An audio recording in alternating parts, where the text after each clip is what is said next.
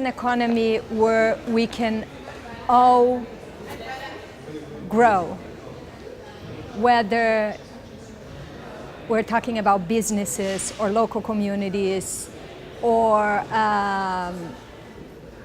like individuals, that we can all grow and live a wonderful life without ripping and pillaging the environment or without compromising the interests of one another. The mission of the Rainforest Alliance is to conserve biodiversity and improve livelihoods of local communities by transforming land use practices, business practices, and consumer behavior. So we really believe that economic growth and economic interests are not exclusive from environmental and social interests. Ask questions. Know the impact of the purchasing choices you make.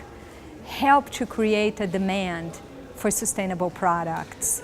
Follow the frog. Follow the Rainforest Alliance little frog, because you will know that whether it's coffee, furniture, paper, or chocolate that carries the frog, that means that that product was produced in an environmentally and socially responsible way, helping people, helping the planet.